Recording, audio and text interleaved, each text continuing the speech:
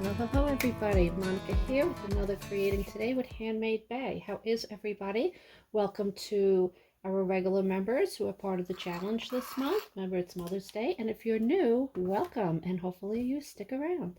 So we went over the butterfly project, so today I'm going to talk about making your own stencils to put in your books. If you have a Cricut machine or any die cutting machine, this is a great way to use it, to try it out. I know some of you are a little nervous taking that machine out of the box and using it and don't know what to do. This is a good start for you. All right, if not, you can make stencils just free drawing, cutting out, fussy cutting, as you know is a term, something I do not like, so I have my machine. So we did the butterflies, right? So I'm going to show you. You can use the butterflies as a stencil. Or what I did on my machine, I cut out some stencils that I thought would be good for the Mother's Day journals. I have some clouds, okay, some trees, a flower, tulip, right? Yeah. A sun and a leaf, but as you can see, that did not work out for me, so we won't be using that one. And I did some shadow boxes, which I make my own confetti in them. Let me see if I can get you one. I'll show you. Okay, so here's the dog mom one that I had, and I have little hearts and bones in there. Okay, so what I did, I save all of my punch outs and everything. This is a little puppy one I did, and I save everything because I will reuse all the stuff that I cut out of. Okay, so here's the bones and the hearts. Okay, so I use these all as my stencils. All right, so endless. So again, if you have a cutting machine, if not, draw it out, cut it out, make your own stencil, no problem, okay? So the first thing I did was I tried out different ways of doing this. Now remember we did the alcohol inks? So I tried that with the stencils and it did not work. You cannot get a really good shape. I could not do it. If you go ahead and get it done, show it to me because I'd love to see how you did it. Mine just spread out. It was just too liquidy. It just didn't work. So then what I did, I took some of my markers, which are alcohol, just the same again. And again, better, but just not good enough for this project. So in the end, what ended up happening was I used colored pencils and perfect. You can really get the shape you want. See, there's the paw prints, the hearts. And so this is the way I'm going with the project. I'm using colored pencils. Use what you have. You can use Crayola and, you know, the Target brand ones. They are a harder pencil. So what I use, and this is just because I draw and paint amongst other things. So my Prismacolors are really the pencil that I use. They're soft and you get a really vibrant color. But again, use whatever you have. Use crayons if you have them. It'll be just fine. All right, so let me show you how I do it. It's a very quick project for today.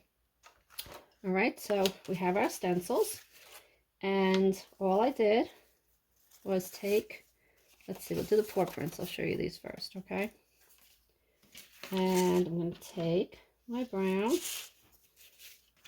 I'm going to make sure I get in the camera here. I'm trying to set up a space here so I go to it, because I know sometimes I get off. You guys let me know.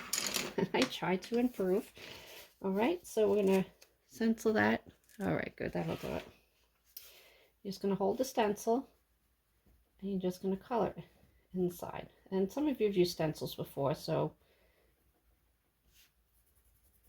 you know how to do this. Now, the reason why I really like the colored pencil too is because sometimes the paper in your journals are thin, can be delicate, ink can run on them.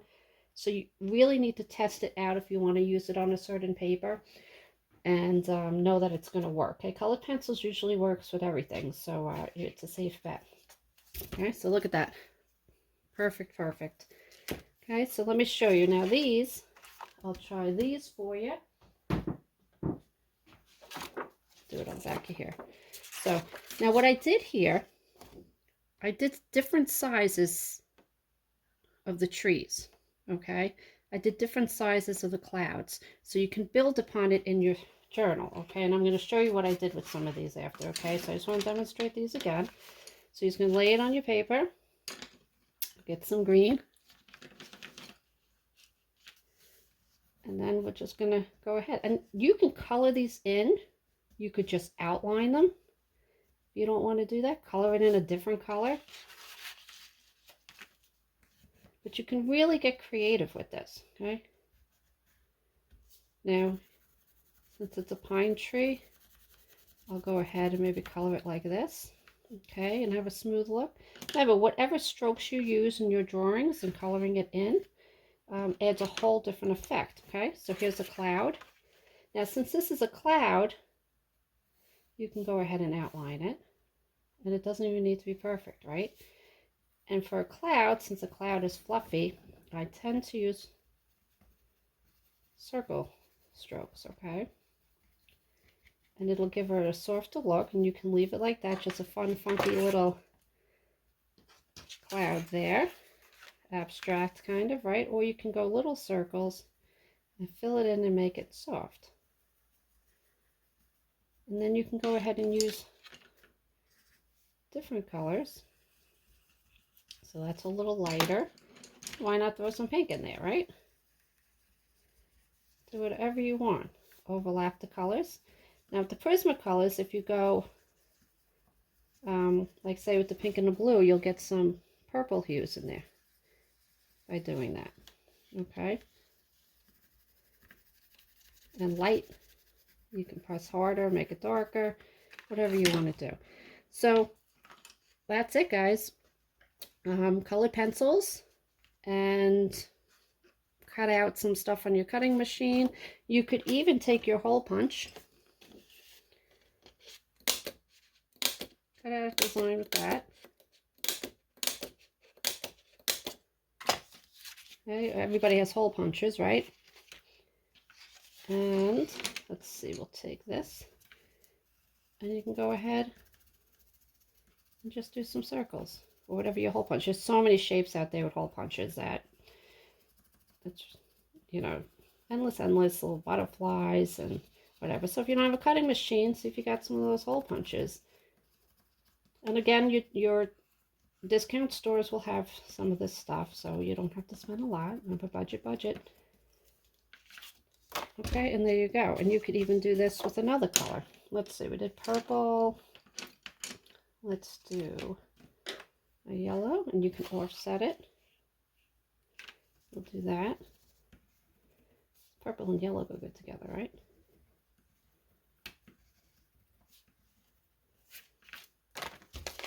And there's a whole new design.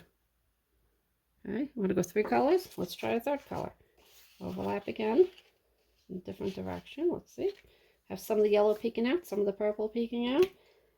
And let's see. I guess we can do a blue. And then you're going to go ahead with the blue.